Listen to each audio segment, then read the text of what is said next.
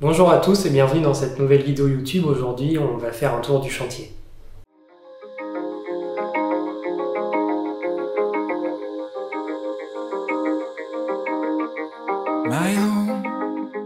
Nous, c'est Audrey et Samy. Amoureux du patrimoine, nous sommes tombés sous le charme de ce petit château en Normandie. Inhabité depuis plus de 10 ans, nous nous sommes fixés le challenge de rénover entièrement cette maison pour s'y installer.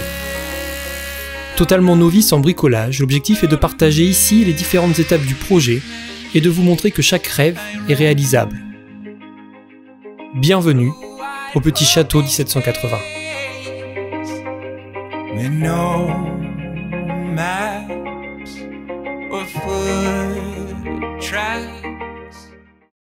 Lors des vidéos précédentes, Audrey, vous avez fait le tour de la maison, des dépendances et du jardin. Aujourd'hui, on a décidé de vous montrer ce qu'on a fait en premiers travaux à l'intérieur de la maison pour que vous puissiez voir l'état d'avancement et puis suivre les prochains travaux. Alors ici, on se trouve dans le salon qui est devenu notre pièce de vie. Avant, on était dans l'ancienne salle à manger. Vu qu'on a commencé les travaux à côté, on a dû tout déménager ici avec un petit coin pour cuisiner. Bon, c'est assez sommaire et puis la table où on prend nos repas. Alors dans cette pièce-là, on a pas mal avancé. Parce qu'on a commencé par décrouter tous les murs qui avaient du plâtre et qui étaient plaqués de boiserie. Donc on a retiré tout ça, on a jointoyé également les pierres, les soubassements jusqu'à environ un peu plus haut que la taille, 1m10, 1m30. Et on a également coulé la dalle béton sur laquelle on viendra plus tard poser notre isolant et le plancher chauffant.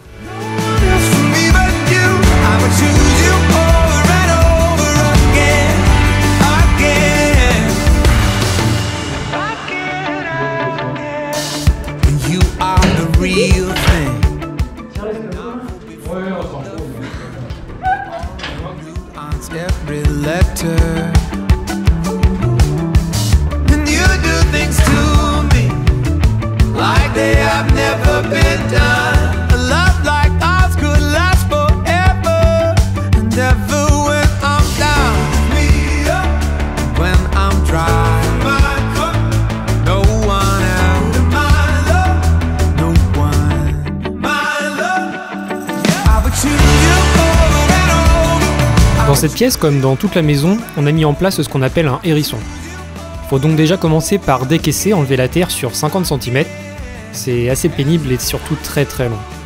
Le hérisson, c'est un ensemble de pierres, les unes sur les autres, superposées de la plus grosse à la plus petite pour permettre de drainer l'humidité et éviter qu'elle remonte dans les murs.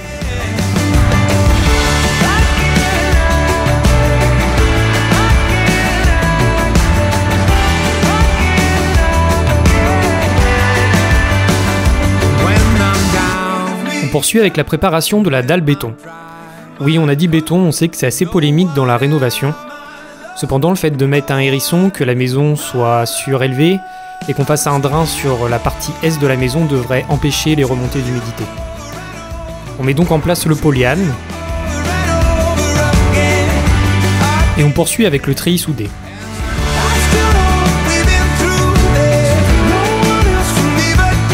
On finit avec les fer-tors qui nous serviront à faire nos niveaux pour le béton.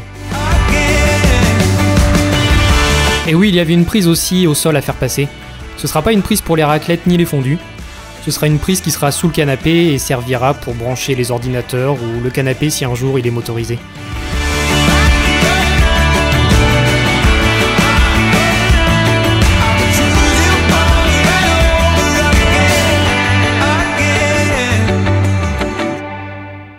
Alors ce qui reste à faire dans cette pièce, c'est rejointoyer à la chaux le restant des murs, finir de décrouter ce qui n'a pas été décrouté et retirer les plafonds. Ça fait beaucoup de poussière, c'est pas un boulot super agréable, mais ça nous permet de vérifier l'état des solives et on viendra réisoler et replaquer et faire passer notre électricité dedans. On va maintenant passer dans l'ancien bureau, notre future cuisine, pour vous montrer ce qui a été fait et surtout ce qui reste à faire parce que c'est le chantier du moment. On est ici dans la future cuisine, Audrey vous l'avez déjà présenté. Alors depuis, je crois pas qu'on ait beaucoup avancé, on s'est pas beaucoup attardé dans cette pièce-là. En tout cas, le hérisson est fait, on peut voir parmi le bazar qui a une petite couche de cailloux. On a commencé également à faire les réseaux. Il y avait 2 réseaux d'évacuation qui descendent pour les futures toilettes de l'étage, le toilette qui est de l'autre côté. Et ici, le gros chantier auquel on va s'attaquer dans les semaines à venir, c'est qu'on fait tomber le mur qui est derrière moi ici, pour avoir une cuisine avec un grand espace ouvert. Et donc on va venir y placer une poutrelle IPN, plus exactement un HEB. Et donc il va falloir étayer tout ça et creuser les murs pour pouvoir placer cette poutrelle. Alors pour ceux que ça intéresse, on pourra vous expliquer comment on a fait le calcul de l'HEB. Ce sera un HEB 160. On y reviendra certainement dans une vidéo plus détaillée, mais avec une portance de 4 mètres, ce HEB viendra supporter le solivage qui est au-dessus avec les planchers, également une reprise du solivage du grenier ainsi qu'un petit peu de toiture. Toujours sur les travaux qui concernent les murs, on est en train de préparer également le futur cellier que vous voyez derrière. Et donc on va refaire la cloison qui est derrière moi en profitant de l'HEB qu'on a commandé. On a commandé 6 mètres d'HEB, on va en avoir besoin de 4 pour la cuisine. Et les 2 mètres restants, on va les mettre derrière pour permettre d'aligner le cellier avec la pièce qui sera le futur bureau. On vous montrera tout ça après. Et donc tout simplement, tout ça pour vous dire qu'on est en train de descendre le mur qui est derrière, qui est un mur en pierre. Donc on a dû étayer toutes les solives pour pouvoir retirer les pierres une à une. Et c'est actuellement le chantier qu'on attaque.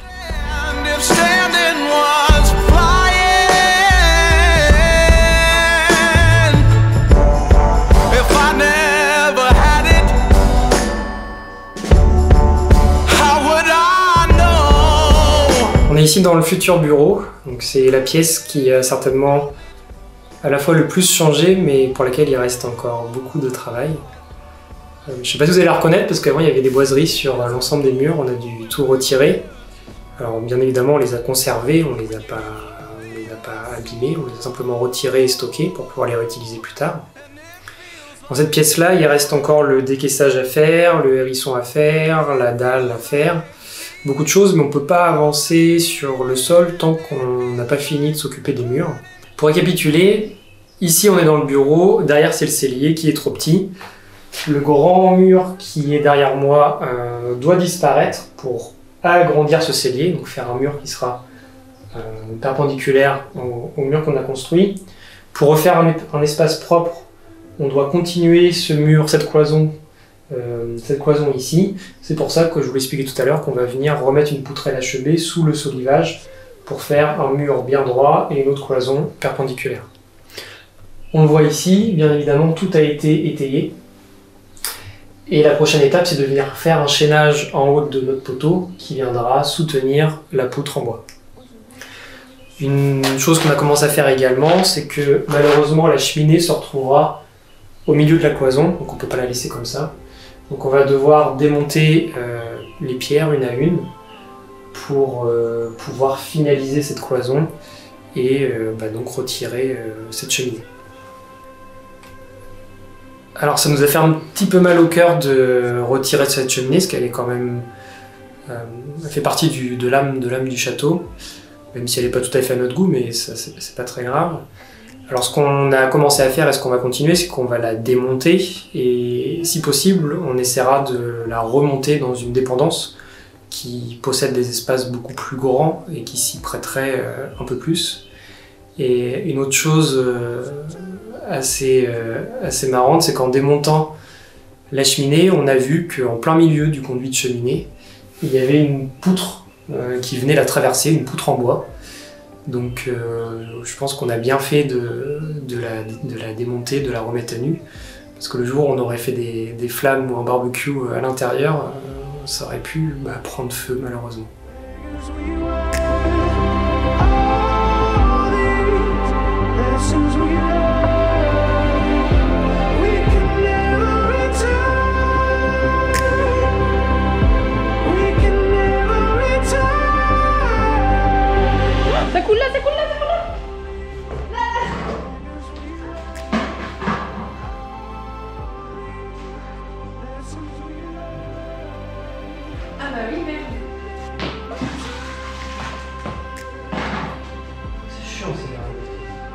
C'est le dernier, hein, après on en a plus. Non, mais l'étage. Imagine, on a refait les plafonds et tout. Bah alors, faut les enlever avant vu qu'ils savent pas. Je pense qu'il faut les retirer. Tu vois, avec ton casque, t'entendais rien, t'entendais pas l'eau couler. Non. Bah non.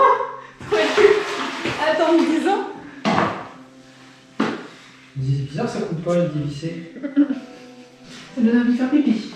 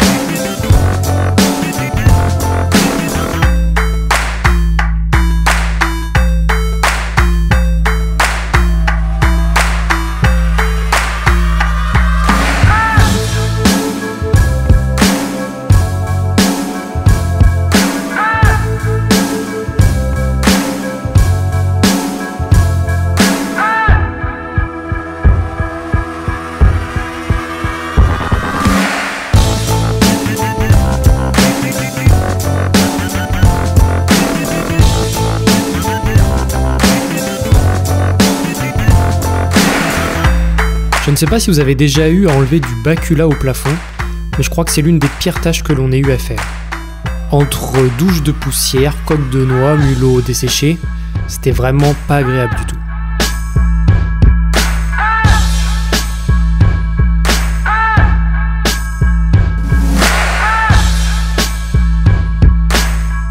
Alors on ne fera pas de blague sur les Portugais, mais c'était la première fois que je me transformais en pseudo-maçon pour monter un mur de parpaing. S'il y a des maçons professionnels qui nous regardent, n'hésitez pas à nous donner votre avis en commentaire. On est ici dans l'ancienne cuisine, notre future chambre. Il y a eu beaucoup de boulot de fait ici, de démolition si on peut dire. Alors pour rappel, avant il y avait une cloison qui séparait la cuisine et puis l'ancienne chaufferie qui était derrière. Donc on a retiré l'ancien chauffe-eau, on a retiré l'ancienne chaudière, très lourd, très encrassé. On a également retiré tout le plâtre qui était sur les murs, on a retiré les plafonds. Et on a eu raison parce qu'on a découvert qu'il y avait quelques solives qui étaient en mauvais état, qu'on va devoir, alors pas remplacer, mais qu'on va devoir réparer. Simplement, on vous montrera tout ça. On a jointoyé encore une fois les murs à hauteur de bassin. Et on a coulé la dalle béton ici, donc maintenant c'est fait en y installant une bande périphérique pour préserver les fondations. Donc la prochaine étape dans cette pièce, c'est de réparer les solives qui sont abîmées, continuer le jointoiement des murs. On a également un linteau qui supporte une fenêtre qui est complètement pourrie, qu'on va devoir remplacer. Et on pourra s'attaquer à l'isolation, parce qu'au-dessus on a un toit en zinc qui a d'ailleurs été refait. On vous montrera les images.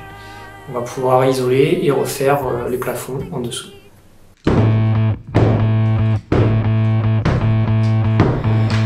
We're watching as the world's unmade and call it all our golden age.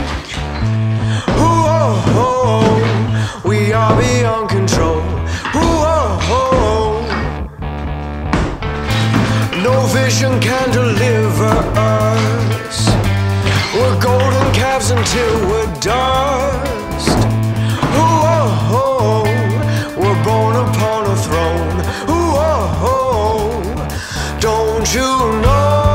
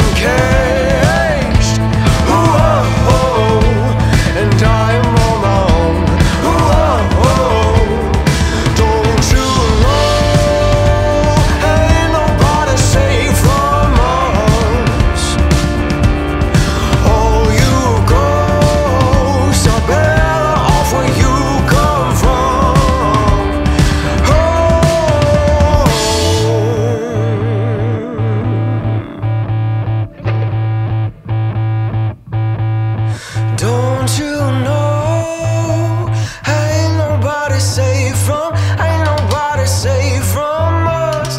Don't you know? Ain't nobody safe from, ain't nobody safe from us. Don't you know? Ain't nobody safe from, ain't nobody safe from us. Oh, you ghosts, you were shudder when you fathom all we have become.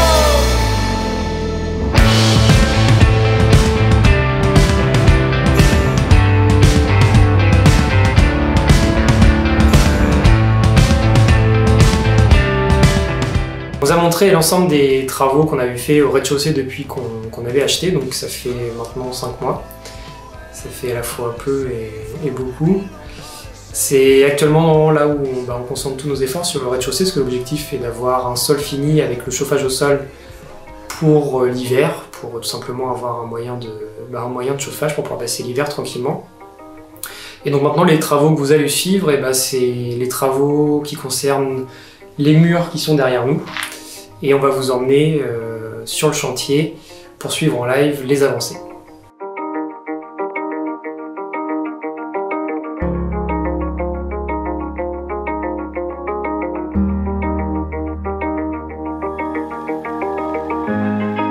Merci à tous d'avoir visionné cette vidéo. Vous êtes de plus en plus nombreux à suivre cette chaîne et ça nous motive à continuer. Alors n'hésitez pas à laisser un commentaire, un pouce bleu et bien évidemment à souscrire un abonnement. A très vite au Petit Château 1780.